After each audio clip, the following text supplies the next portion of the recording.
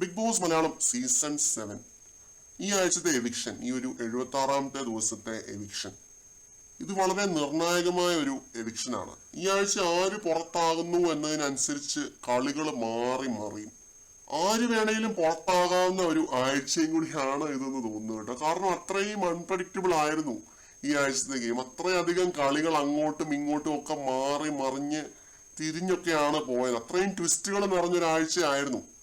നമ്മൾ ആരെങ്കിലും പ്രതീക്ഷിച്ചോ ഷാനവാസും ആദിലാനൂറയും തമ്മിൽ പിണങ്ങുമെന്നും പിന്നീട് ആഴ്ചയുടെ അവസാനം ഒന്നാകുമെന്നും വെണ്ണില കൊമ്പിലെ ആ പാട്ട് പാടി രണ്ടുപേരും കൂടെ കെട്ടിപ്പിടിച്ച് നിൽക്കുമെന്നും ഒക്കെ നമ്മൾ പ്രതീക്ഷിച്ചോ? ഇല്ല, നമ്മൾ പ്രതീക്ഷിച്ചിട്ടില്ല എന്നുള്ളതാണ് സത്യം. പിന്നെ അനുമോള് ഇവര് തമ്മിൽ ഫൈറ്റ് ചെയ്യുന്നു, ആദിലാനൂറയും തമ്മിൽ ഫൈറ്റ് ചെയ്യുന്നു. അനീഷ് ഷാനവാസിന്റെ അടുത്ത് ആഴ്ചയുടെ അവസാനം പിണങ്ങുന്നു. അപ്പൊ ഇങ്ങനെയൊക്കെ കളികൾ മാറി മറിഞ്ഞ് തിരിഞ്ഞുകൊണ്ടിരിക്കുകയാണ്. ആദിലാനൂറയും അക്ബറിന്റെ കൂടി എന്താ പറയുക, ആ രീതിയിൽ ഒരു ഗെയിം കളിക്കുന്നു. ഇതൊന്നും നമ്മൾ പ്രതീക്ഷിച്ചിട്ടില്ല. ഇതുവരെ നമ്മൾ കണ്ട ഒരു ഗെയിം അല്ലായിരുന്നു ഈ ആഴ്ച കണ്ടതെന്നുള്ളതാണ് സത്യം. അത്രയധികം പ്രവചനാതീതമായ ഒരു ഷോ ആണ് ഇത്. അത്രയും പ്രവചനാതീതമായിട്ടുള്ള ഒരു ഗെയിമാണ് ഇത് എന്നുള്ളതാണ് നമ്മൾ മനസ്സിലാക്കേണ്ടത്.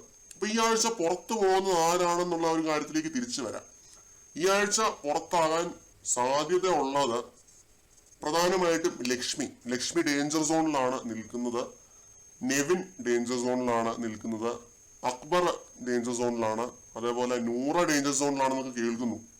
ഇവരിൽ ആർക്ക് വേണേലും ഈ ആഴ്ച പുറത്താവാൻ സാധ്യതകളുണ്ട്. ഞാൻ ആരാണ് ഏതാണ് എന്നൊന്നും അറിഞ്ഞിട്ടില്ല, സത്യമായിട്ടും അറിഞ്ഞിട്ടില്ല. ആർക്ക് വേണേലും പുറത്താകാവുന്ന ഒരാഴ്ചയാണ്. ഇവരിൽ ആര് വേണമെങ്കിലും ഈ ആഴ്ച പുറത്തേക്ക് പോകാം. 76ാമത്തെ ദിവസം ആർക്ക് വേണമെങ്കിലും ബിഗ് ബോസ് ഹൗസിന് പുറത്തേക്ക് പോകാനായിട്ട് പറ്റും. ഇനിയുള്ള കളികൾ അങ്ങനെയാണ്. നമ്മളിപ്പോ പ്രതീക്ഷിക്കുന്ന ഒരാളായിരിക്കില്ല പുറത്തേക്ക് പോകുന്നത്. ആകെ 3 പേരുടെ കാര്യത്തിൽ എനിക്ക് ഉറപ്പ് പറയാനായിട്ട് പറ്റും. അനീഷ്, ഷാനവാസ്, അനുമോള്. അത്രയധികം പ്രേക്ഷക പിന്തുണ അവർ ഉണ്ടാക്കി കഴിഞ്ഞു. ഇവര് 3 പേര് ഒഴിച്ച് ബാക്കി ആർക്ക് വേണമെങ്കിലും ഈ സീസൺ വിട്ട് പുറത്തേക്ക് പോകാനായിട്ട് പറ്റും. ഞാൻ ഈ ഒരാഴ്ചയുടെ കാര്യം മാത്രമല്ല പറയുന്നത്, ഇനി മുമ്പോട്ടുള്ള ഗെയിം, ഈ 25 ദിവസത്തെ ഗെയിമിന്റെ കാര്യമാണ്.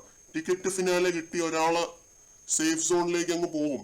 പിന്നെ പണപ്പെട്ടി എടുത്തോണ്ട് ആരെങ്കിലും ഒരാൾ പോകും. ഇങ്ങനെയൊക്കെ കളികൾ മാറി മറിഞ്ഞും തിരിഞ്ഞുമൊക്കെ വരും. ഇവര് 3 പേരുടെ കാര്യത്തിൽ എനിക്ക് നല്ല ഉറപ്പാണ്. പ്രത്യേകിച്ച് അനീഷിന്റെയും അനുമോളുടെയും ആ ഒരു കാര്യത്തില്. ഷാനവാസും ടോപ്പ് 5 ടോപ്പ് 3 ഉറപ്പായിട്ടും കാണുമെന്നാണ് ഞാൻ പ്രതീക്ഷിക്കുന്നത്. അത്രയും നല്ല രീതിയിൽ ഗെയിം കളിച്ച് തന്നെയാണ് ഷാനവാസ് ഇതുവരെ എത്തി നിൽക്കുന്നത്. അപ്പൊ ഇതാണ് ഞാൻ പറയുന്നത് കേട്ടോ. ഈ ഒരാഴ്ചത്തെ 6 പേരടങ്ങുന്ന നോമിനേഷൻ ലിസ്റ്റ്, ഇവരിൽ ആർക്ക് വേണമെങ്കിലും പുറത്താവാനായിട്ട് പറ്റും.